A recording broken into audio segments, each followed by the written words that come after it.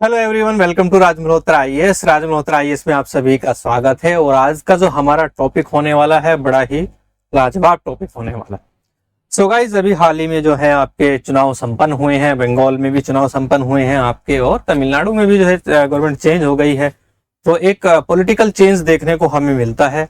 अब हमारे सामने प्रश्न ये उठता है कि who was the most powerful chief minister of India. So guys, इसको आज हम यहाँ पे जो है एक विश्लेषण, एक एनालाइज हम यहाँ पे करने वाले हैं। तो देखते हैं कि कौन सा मोस्ट जो है पावरफुल चीफ मिनिस्टर यहाँ पे होगा। अलग अलग रिपोर्ट्स में जो है अलग अलग व्यक्तियों को जो है मोस्ट पावरफुल चीफ मिनिस्टर बनाया जाता है।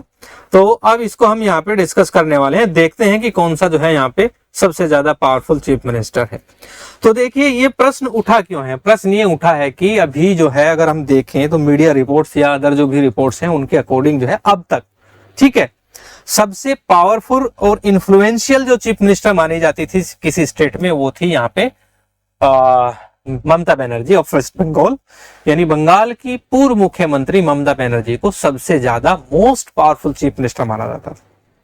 बहुत लंबे टाइम से जो है लगातार ये कंटिन्यूअसली जो है बंगाल की चीफ मिनिस्टर रही हैं। और हाल ही में जो है ये अभी चुनाव हार गई है। भारतीय जनता पार्टी ने इनको चुनाव हरा दिया है और अभी चीफ मिनिस्टर से जो है एक्स चीफ मिनिस्टर हो चुके हैं, यानी पूर्व जो है मुख्यमंत्री हो चुके हैं बंगाल की। अब बहुत सारी मीडिया रिपोर्ट से जो है हम आप देखते हैं कि ये बताया जाता था कि जो एमके स्टालिन है तमिलनाडु के, में दूसरे सबसे जो है most powerful influential chief minister माने जाते थे तमिलनाडु के अंदर। यानी तमिलनाडु की पब्लिक इनको इतना प्यार करती थी, बहुत ज्यादा। यानी देखा जाए तो ना एक विरोध जो है इनके सामने जो था पब्लिक का, पहले चुनाव से पहले की मैं बातें करता हूं, तो लगभग जो है नेग्लिजेबल इनके सामने होता था और लगभग नेग्लिजेबल जो है इनके सामने होता था। और तीसरे नंबर पर जो आते थे आपके अपने उत्तर प्रदेश के चीफ मिनिस्टर योगी आदित्यनाथ। तो योगी आदित्यनाथ का अगर देखा जाए, ये अपने प्रदेश में बहुत प्रभावशाली व्यक्तित्व रखते हैं। हालांकि प्रदेश काफी बड़ा समझ लें या बहुत ज्यादा पॉपुलर समझ लें, उसके बावजूद जो है इनका कहीं ना कहीं जो है विरोध तो देखने को मिल जाता है योगी आदित्यनाथ का। पब्लिक के अंदर की मैं बातें कर रहा हूं, मैं किसी ओपोजिशन लीडर की बात नहीं कर रहा हूं। तो ये था, लेकिन फिर भी थर्ड पोजीशन जो थे वो मुख्यमंत्री योगी आदित्यनाथ रखते हैं अपने प्रदेश में प्रभावशाली व्यक्तित्व के रूप में, ठीक है।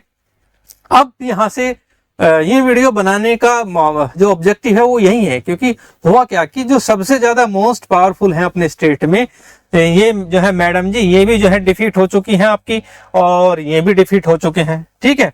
अब यहाँ पे देखा जाए तो ये जो है आपकी ममता बनर्जी, इनको चुनाव हरा दिया है भारतीय जनता पार्टी ने। शुभेंदु अधिकारी ने वहां पे शपथ ग्रहण कर ली है और बंगाल के नए मुख्यमंत्री के रूप में इन्होंने अपना कार्यकाल संभाल लिया।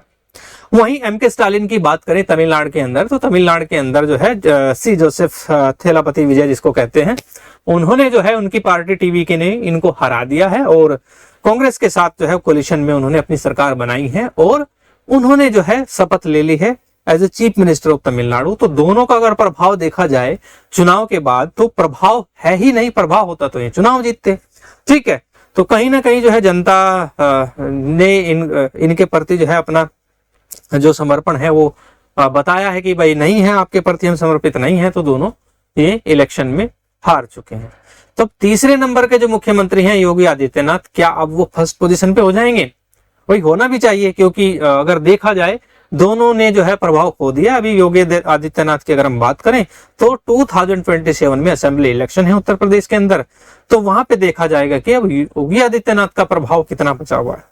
तो ये तीनों ऐसे नाम हैं जो अपने प्रदेश में एक अच्छा प्रभावशाली व्यक्तित्व रखते हैं। अब हम बात करते हैं उत्तर प्रदेश के मुख्यमंत्री योगी आदित्यनाथ की। तो योगी आदित्यनाथ की अगर हम बात करें, देखिए इन दोनों ने जो है, अगर इनकी जर्नी देखी जाए, यानी इन्होंने चीफ मिनिस्टर तक का सफर जो है वो बहुत लंबे टाइम के बाद ये चीफ मिनिस्टर बने और एक लंबा सफर जो है इन्होंने तय किया है। लेकिन योगी आदित्यनाथ की जो स्टोरी है इनसे बिल्कुल डिफरेंट है। डिफरेंट कैसे है? अब हम पूरा जो सफरनामा है मुख्यमंत्री जो हमारे बाबा जी हैं इनका हम बात करते हैं। तो बात करते हैं इनके जो है बायोग्राफी से, इनके जीवन परिचय से भी, ये कहाँ से हैं, क्या करते हैं। तो उत्तर प्रदेश के मुख्यमंत्री हैं, a leader, A monk, A visionary, बहुत सारे नाम जो है इनको दिए गए हैं, ठीक है। और चूंकि ये एक संत हैं, ठीक है, तो इसलिए इनको बहुत सारे नामों से पुकारा जाता है। योगी आदित्यनाथ की बात करें तो इनका ओरिजिनल नाम जो है वो अजय सिंह बिष्ट है। ठीक है, एक राजपूत परिवार में जन्मे हैं। इनके फादर की अगर हम बात करें तो फादर जो है इनके वो स्वर्गीय आनंद सिंह बिष्ट जी हैं, जो फॉरेस्ट डिपार्टमेंट में फॉरेस्ट रेंजर अफसर होता है उसके रूप में काम करते थे। और माता जो थी इनकी सावित्री देवी एक नॉर्मली गृहिणी थी। ठीक है, वहां पे जो है ये जन्मे। स्टार्टिंग की पढ़ाई जो है इन्होंने अपनी पास से ही की और उसके बाद हेमवती नंदन बहुगुणा यूनिवर्सिटी से इन्होंने बीएससी मैथमेटिक्स ऑनर्स किया। बहुत कम लोगों को लगता है जो है मैथमेटिक्स के जो है ये स्कॉलर व्यक्ति भी रहे हैं अपने टाइम पे। और ऐसा बताया जाता है कि जब यूनिवर्सिटी में पढ़ते थे तो ये बहुत ही जो है एक अच्छे जो स्टूडेंट होता है, एक ब्राइट स्टूडेंट जो होता है उसके रूप में इन्होंने अपनी स्टडी को पूरा किया। उसके बाद जो है इन्होंने योगी आदित्यनाथ ने जो है मूव किया और ये जो है गोरखपीठ गोरखपुर में पड़ती है वहां पे पहुंचे और इन्होंने संन्यास ग्रहण कर लिया। ठीक है, करंट में 21st and current chief minister of Uttar Pradesh है, यानी उत्तर प्रदेश के जो वर्तमान और 21वें मुख्यमंत्री के रूप में अभी जो है ये वर्क कर रहे हैं। 5 जून 1972 को जो है इनका जन्म पंचूर विलेज पौड़ी गढ़वाल डिस्ट्रिक्ट उत्तराखंड में हुआ था। उस टाइम उत्तराखंड जो था आपका वो उत्तर प्रदेश का हिस्सा हुआ करता था। अब जो है ये बाद में 2006 में नवंबर 2000 में जो है उत्तरांचल बना, 2006 में इसका नाम बदल के उत्तराखंड रख दिया गया था। ये सारी स्टोरी है, लेकिन हम यहीं आते हैं। तो 5 जून 1972 में जो है तत्कालीन उत्तर प्रदेश में इनका जन्म हुआ था। ठीक है, तो ये तो हुआ इनका एक जो है बायोग्राफी एक टाइप से। और इनके अगर नेचर की बात करें तो सनातन संस्कृति के जो है प्रबल समर्थक हैं, हिंदुइज्म के प्रबल समर्थक हैं।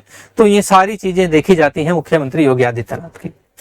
चलिए अब हम नेक्स्ट बात कर लेते हैं इनका, थोड़ा सा हम यहाँ पे देख लेते हैं कि इनकी पॉलिटिकल जर्नी क्या रही है। तो पॉलिटिकल जर्नी की अगर हम बात करें तो ये मात्र जो है आई थिंक इनकी उम्र रही होगी 18 से 20 साल। तो ये दीक्षा ले लेते हैं महंत अवैधनाथ, जो कि उस टाइम पे गोरखपीठ गोरखपुर के जो है महंत होते हैं, यानी पीठाधीश्वर होते हैं और वहां पे उनके शिष्य के रूप में काम करते हैं। ठीक है, 94 में जो है ये पूर्ण रूप से जो है महंत अवैधनाथ से दीक्षा लेके एक सन्यासी के रूप में अपना जीवन स्टार्ट करते हैं। 1998 में 26 वर्ष की उम्र में, मात्र 26 ईयर्स ओल्ड में जो है पहली बार जो है ये लोकसभा का चुनाव लड़ते हैं और चुनाव जीतकर पहली बार जो है जब 12th लोकसभा होती है गोरखपुर से अपना रिप्रेजेंटेशन देते हैं। तो ये इनकी पहली पॉलिटिकल जर्नी रही है। ठीक है, उसके बाद ये कंटिन्यूअसली जो है इस गोरखपुर सीट से लगातार सांसद रहते हैं टिल जब तक कि ये चीफ मिनिस्टर नहीं बन जाते। अब सीधे आते हैं 2014 तक। तो 2014 में जब ये इलेक्ट होकर जाते हैं 2014 में, तो इनकी ये 5वीं टर्म होती है। ठीक है, 5th टर्म के लिए जो है ये चीफ मिनिस्टर बनते हैं 16वीं लोकसभा के। उसके बाद 2002 में जो है ये एक अपनी ऑर्गेनाइजेशन जो है स्टार्ट कर लेते हैं। स्टार्टिंग में आरएसएस में रहते हैं, लेकिन फिर बाद में जो है हिंदू युवा वाहिनी के नाम से अपनी अलग एक हिंदुत्व आइडियोलॉजी वाली अपनी एक ऑर्गेनाइजेशन चलाते हैं। और पूर्वांचल जो कि उत्तर प्रदेश का पूर्वी हिस्सा है, उसमें ये ऑर्गेनाइजेशन जो है एक मास एक्सपेंशन हमें देखने को मिलता है हिंदू युवा वाहिनी का। तो ये जो है मुख्यमंत्री योगी आदित्यनाथ की जो है वो जर्नी है। उसके बाद 2014 में जो है अवैधनाथ जो है इनको पीठाधीश्वर घोषित कर देते हैं और पीठाधीश्वर की गद्दी से वो संन्यास ले लेते हैं। और उसके बाद 2014 में ये पूर्ण रूप से गोरखपीठ के पीठाधीश्वर बनकर आते हैं। वहीं 2017 में क्या होता है कि ये 2017 में एकदम से जो है कहीं से पता लगता है कि मुख्यमंत्री जो है वो योगी आदित्यनाथ होंगे उत्तर प्रदेश के। भारतीय जनता पार्टी 2017 में चुनाव लड़ती है और एक बहुत जो है बड़ी एब्सोल्यूट मेजोरिटी के साथ उत्तर प्रदेश में अपनी सरकार बनाती है। और कहीं से टीवी पे नाम आता है कि उत्तर प्रदेश के जो मुख्यमंत्री होंगे वो चीफ मिनिस्टर योगी आदित्यनाथ होंगे। ठीक है, तो ये 2017 में जो है चुनाव जीतते हैं और उसके बाद ये लोकसभा कॉन्स्टिट्यूएंसी से अपनी जो है इस्तीफा देते हैं और फिर ये एमएलए बनते हैं गोरखपुर अर्बन कॉन्स्टिट्यूएंसी से 2022 में। और लगातार जो है ये देखा जाए तो अभी जुलाई 2025 तक अगर हम इनका डाटा देखें तो एक सबसे लॉन्गेस्ट सर्विंग चीफ मिनिस्टर बन जाते हैं उत्तर प्रदेश के। इससे पहले नाम जो है ये डॉक्टर संपूर्णानंद हुआ करते थे। ठीक है, डॉक्टर संपूर्णानंद का एक सबसे लंबा टेन्योर माना जाता था उत्तर प्रदेश में एक ही क्रम में चीफ मिनिस्टर रहने का, लेकिन उस रिकॉर्ड को तोड़ते हुए जो है ये चीफ मिनिस्टर बनते हैं उत्तर प्रदेश का। 2027 के बाद देखते हैं क्या होता है क्या नहीं। 2027 में क्या होगा वो कमेंट बॉक्स में आप जरूर बताएं। ठीक है, तो ये देखा जाता है। तो इनकी जो जर्नी है एक तरीके से वो जो है धर्म कर्म एंड सेवा, ठीक है, उससे रिलेटेड इनकी जर्नी मानी जाती है उत्तर प्रदेश के मुख्यमंत्री की। अब हम आगे बात करते हैं यहाँ पे, भाई पावर क्या है उत्तर प्रदेश में ऐसी जो सबसे ज्यादा, हम अपने पॉइंट पे आते हैं कि भाई सबसे ज्यादा प्रभावशाली चीफ मिनिस्टर योगी आदित्यनाथ को ही क्यों माना जाए। उसके पीछे हम अलग अलग जो है रीजंस लेते हैं इसमें। पहला, उत्तर प्रदेश जो है वो पॉलिटिकल विल पावर बहुत ज्यादा रखता है, पॉलिटिकली बहुत ज्यादा स्ट्रॉन्ग स्टेट है, ठीक है। तो उत्तर प्रदेश की अपनी एक पावर है, क्योंकि यहाँ पे सबसे बड़ा रिप्रेजेंटेशन, अगर हम देश की सबसे बड़ी पंचायत लोकसभा के बारे में करें तो वो यहां से मिलता है, यानी 80 लोकसभा सीट है, 80 लोकसभा सीट है, लार्जेस्ट पॉपुलेशन है।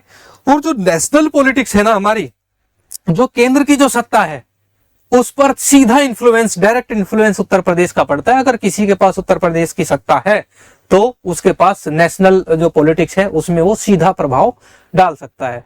तो इसमें अगर देखा जाए, एक कहावत है कि दिल्ली का जो रास्ता है वो यूपी से ही होकर जाता है, वो कहावत ऐसे ही नहीं है। अब तक के जो है 8 ऐसे मुख्यमंत्री रहे हैं जो पहले उत्तर प्रदेश के मुख्यमंत्री रह के बाद में क्या बने, वो देश के प्रधानमंत्री भी बने। चाहे उसमें जो है चंद्रशेखर हो, चाहे उसमें जो है राजा विश्वनाथ प्रताप सिंह हो, चाहे उसमें आपके अटल बिहारी वाजपेयी हो, चाहे उसमें आपके जो है इंदिरा गांधी भी रही हो, चाहे इसमें पंडित जवाहरलाल नेहरू रहे हो, चाहे उसमें जो है आपके क्या बोलते हैं लाल बहादुर शास्त्री रहे हो। ऐसे वो तमाम नेता जो हैं वो जो उत्तर प्रदेश के मुख्यमंत्री कहीं ना कहीं रहे हैं और बाद में मुख्यमंत्री भी बनते हैं। मैं उन नेताओं की बात नहीं कर रहा जो उत्तर प्रदेश के रहने वाले थे, मैं बात राजनीति की कर रहा हूं, जिन्होंने अपना करियर ही स्टार्ट उत्तर प्रदेश की पॉलिटिक्स से किया हो, भले ही वो किसी आउट ऑफ स्टेट के रहे हो, लेकिन चीफ मिनिस्टर उत्तर प्रदेश के रहे हो और बाद में जो है वो कहीं ना कहीं देखा जाए उनका संबंध उत्तर प्रदेश की राजनीति से नेताओं का मिलता है। तो उत्तर प्रदेश का जो दिल्ली का जो रास्ता है वो उत्तर प्रदेश से ही होकर जाएगा, तो ये बात तो तय है। तो ऐसा इन्फ्लुएंस है, इसलिए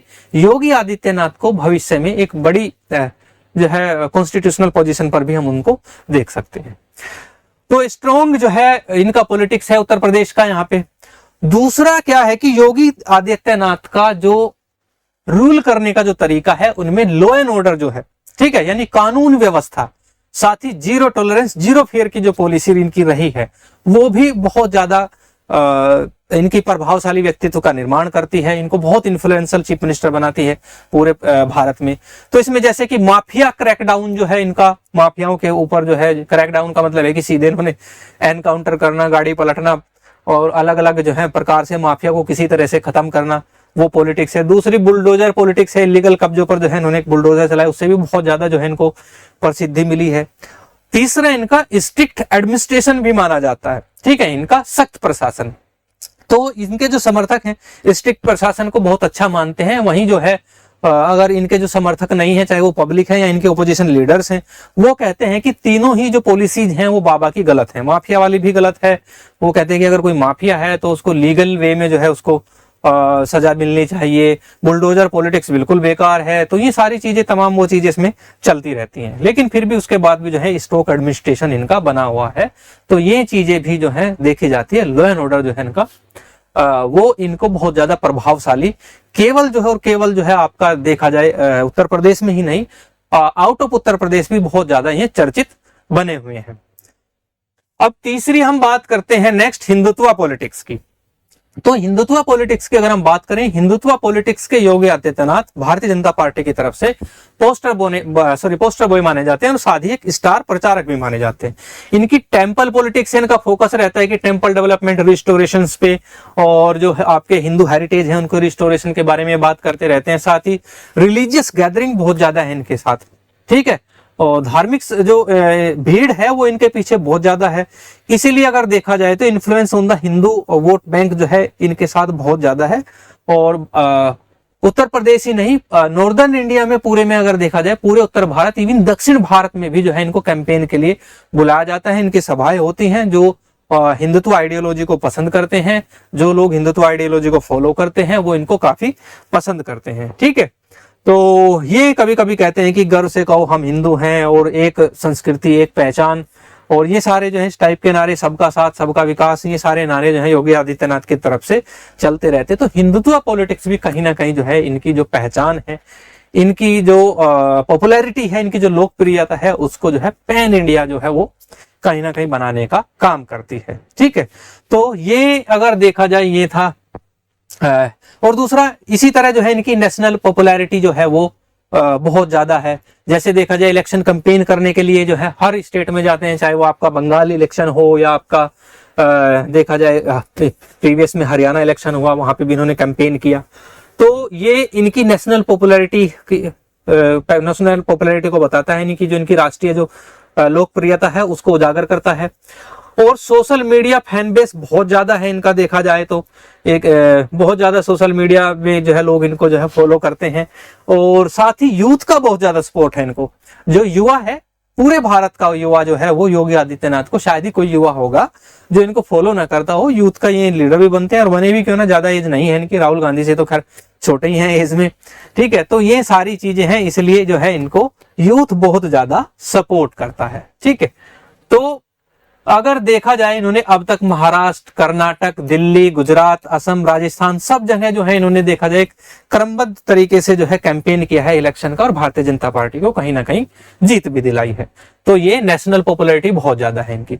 अब मेरा प्रश्न ये है आपसे, मेरा क्वेश्चन ये है आपसे कि अगर हम बात करें योगी आदित्यनाथ और ममता बनर्जी, एम.के. स्टालिन और आपके विजय थालापति, इन 4 व्यक्तियों में से आपको कमेंट बॉक्स में बताना है कि किसकी नेशनल पॉपुलैरिटी सबसे ज्यादा है करंट में, यानी आज हाल फिलहाल वर्तमान में, वो मुझे कमेंट बॉक्स में जरूर बताएं। आज के लिए इतना ही, मुझे दीजिए इजाजत, धन्यवाद।